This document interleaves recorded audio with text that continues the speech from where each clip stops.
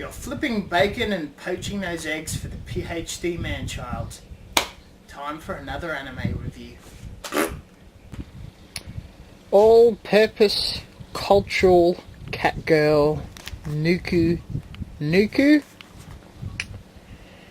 Vintage of 1998, 12 episodes, action, comedy, science fiction, cat girl.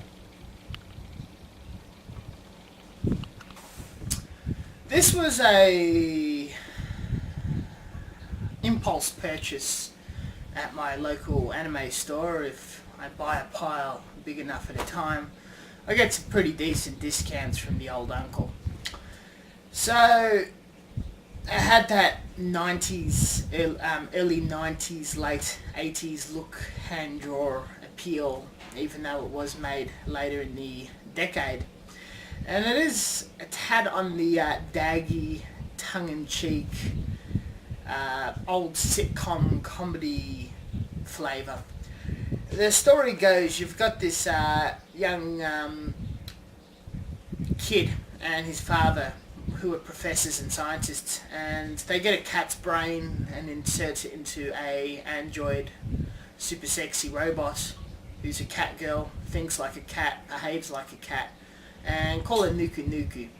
Now, this scientist has a grudge against this large corporation that wants to take over the world in a very dark secret society fashion. He's very daggy as well, though in truth he just runs a general purpose electrical empire that just sells a lot of shit to the majority of the world.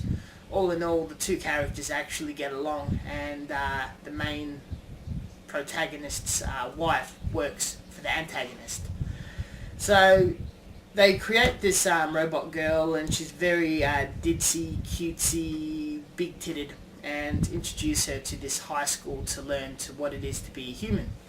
Now, this classroom is full of some serious ass freaks, and you got your typical rich girl, mystic, dude that plays a guitar like a hippie guy thinks is cool, Nazi control freak, glasses girl, nerd, and a teacher who tries to save the day though gets fucked up every time.